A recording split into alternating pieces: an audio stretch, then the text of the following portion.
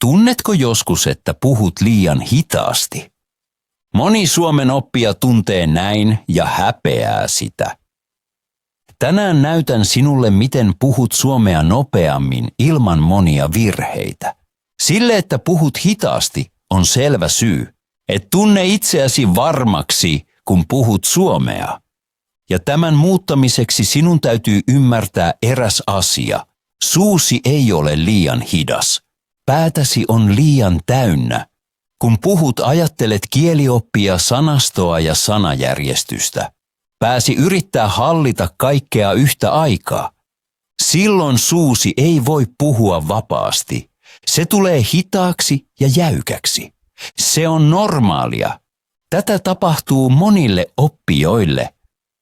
Puhut myös hitaasti, koska et halua tehdä virheitä. Haluat puhua selkeästi. Haluat kuulostaa hyvältä. Tämä pelko hidastaa sinua. Lauseestasi tulee hidas, koska suojelet sitä. Se ei ole virhe, se on suoja sinulle. Mutta tämä suoja tekee sinut epävarmaksi. Tempo ei synny päässä. Tempo syntyy tunteessa. Puhut omalla kielelläsi nopeasti, koska tunnet olosi varmaksi. Kun saat tämän varmuuden Suomessa, tulet automaattisesti nopeammaksi. Ilman painetta ja ilman stressiä. Ensimmäinen askel on yksinkertainen puhe. Monet oppijat puhuvat liian monimutkaisesti. He tekevät pitkiä lauseita ja käyttävät paljon sanoja. He ajattelevat liikaa. Kun puhut yksinkertaisesti, tulet nopeammaksi. Lyhyet lauseet auttavat sinua. Selkeät sanat auttavat sinua.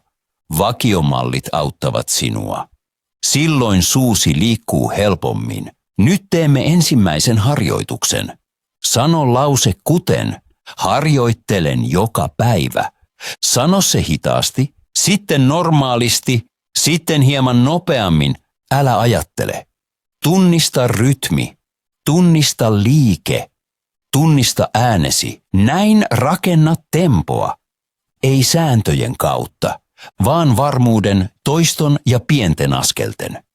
Jos teet tämän joka päivä, huomaat, että suomesi nopeutuu ihan itsestään, askel askeleelta, sana sanalta, päivä päivältä. Monet oppijat luulevat, että hidas puhe on huonoa, mutta se ei pidä paikkaansa. Se, että puhut hitaasti, näyttää tärkeän asian sinusta. Haluat puhua hyvin. Haluat olla selkeä. Et halua sanoa mitä tahansa, vaan oikean asian. Tämä tarkoittaa, että kielituntosi on jo vahva. Sinulla on hyvä korva. Kuule, kun jokin kuulostaa oudolta. Ja juuri tämä tunne jarruttaa sinua nyt. Puhut hitaasti, koska et halua erehtyä. Se ei ole ongelma. Se on merkki siitä, että olet huolellinen. Kiinnität huomiota sanoihisi. Et halua puhua sekavasti. Et halua kuulostaa epävarmalta. Monet oppijat tuntevat tämän. He eivät halua kuulostaa tyhmiltä. He eivät halua, että joku nauraa heille. He haluavat näyttää, että ottavat suomen vakavasti, ja juuri siksi heidän rytminsä hidastuu. Tämä ei ole kieliongelma. Se on suojamekanismi. Pääsi suojaa ääntäsi, se haluaa pitää sinut turvassa, ja se on hyvä asia. Se tarkoittaa, että kunnioitat kieltä. Se tarkoittaa, että sinulla on hyvä kielikorva. Se tarkoittaa, että tiedät jo, miltä suomen pitäisi kuulostaa, mutta tämä suoja jarruttaa sinua. Sillä pääsi yrittää kontrolloida ääntäsi. Se pitää siitä kiinni. Se pysäyttää luonnollisen virtauksen. Tiedät tämän. Ajattelet ennen kuin puhut. Tarkistat sanat, mietit kolmesti ja yhtäkkiä kaikki hidastuu. Se on normaalia.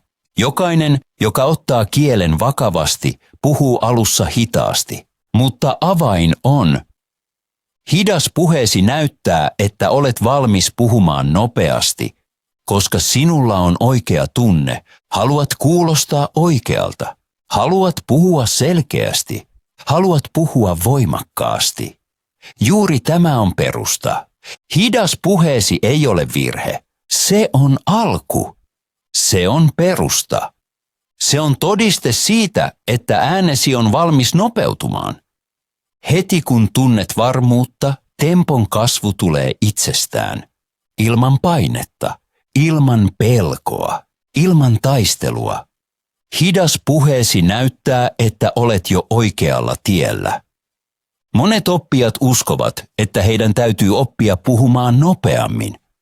He ajattelevat, että tempo on taito, jota harjoitellaan kuten sanastoa tai kielioppia, mutta se ei ole totta.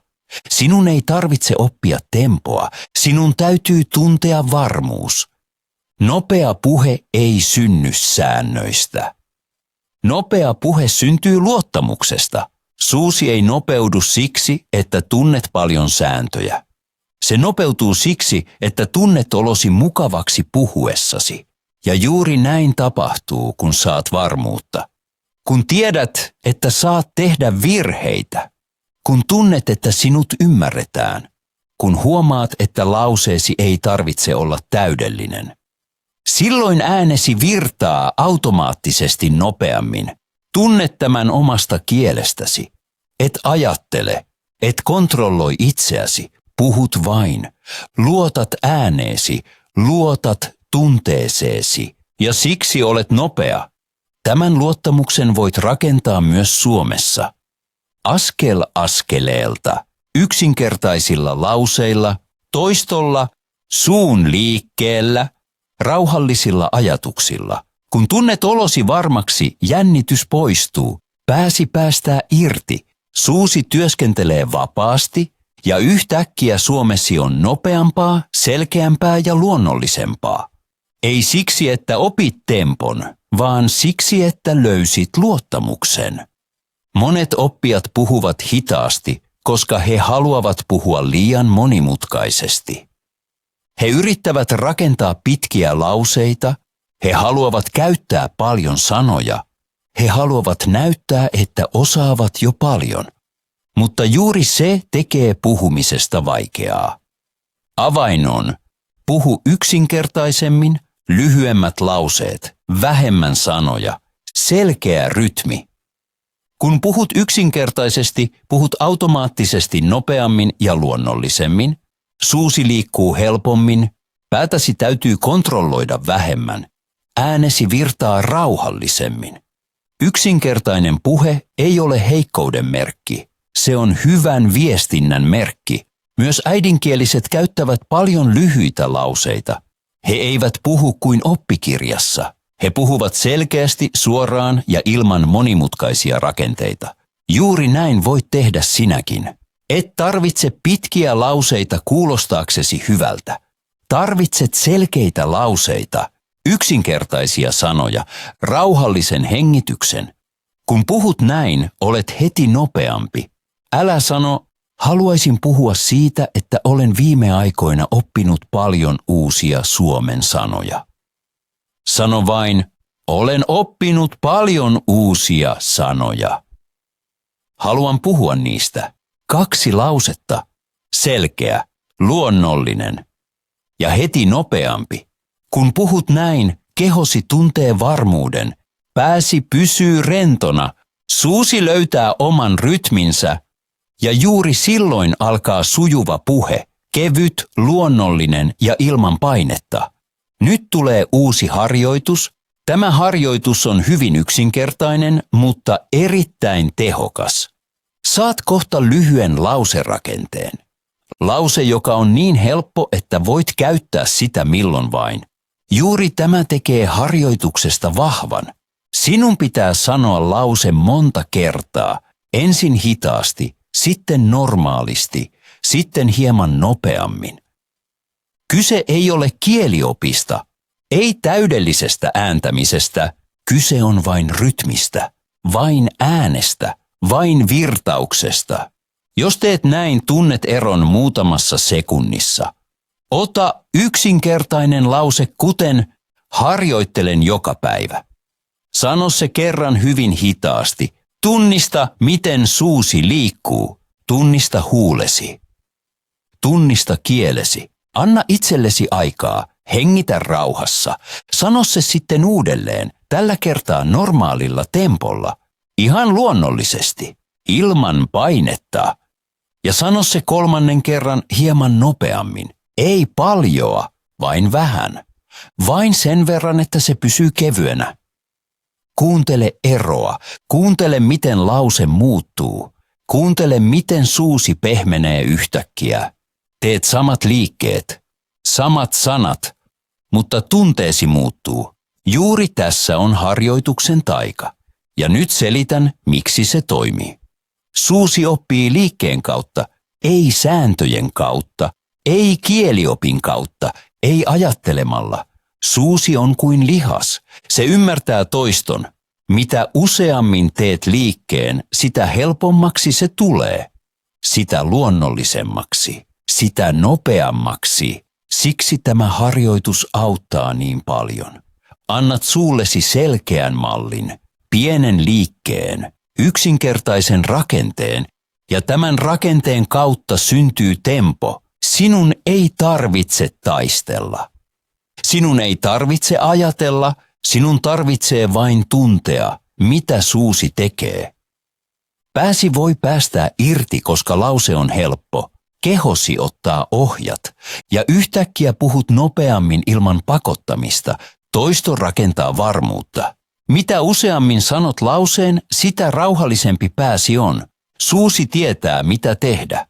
Äänesi löytää rytminsä, saat tuntuman kieleen. Ei tiedon, vaan tekemisen kautta.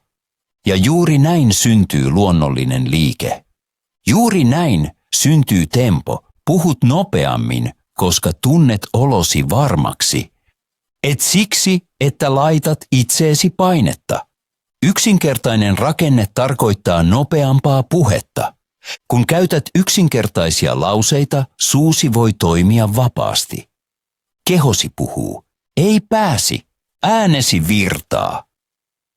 Et tarvitse pitkiä lauseita. Et tarvitse monimutkaisia muotoja. Tarvitset vain selkeitä liikkeitä, lyhyitä sanoja, tuntuvan rytmin. Tämä on perusta kaikkeen. Näin syntyy luonnollinen puhe. Kevyt, rauhallinen, askel askeleelta. Lopuksi haluan rohkaista sinua. Et tarvitse monimutkaisia tekniikoita. Et tarvitse paksuja kirjoja. Et tarvitse täydellisesti suunniteltuja opiskelutunteja. Pienillä harjoituksilla syntyy tempo. Pienillä harjoituksilla syntyy luottamus. Ei painon kautta, ei tiukkojen sääntöjen kautta, vaan rutiinin, vaan toiston, vaan varmuuden. Jos harjoittelet joka päivä vain muutaman minuutin, suomesi nopeutuu. Äänesi kuulostaa selkeämmältä. Rytmisi muuttuu luonnollisemmaksi, tulet rohkeammaksi. Äänesi vahvistuu ja jonain päivänä huomaat, miten lauseesi virtaavat, ilman pelkoa, ilman epäröintiä, ilman taistelua. Juuri näin alkaa luonnollinen puhe. Juuri näin alkaa temposi. Sinä pystyt siihen. Olet oikealla tiellä. Jatka.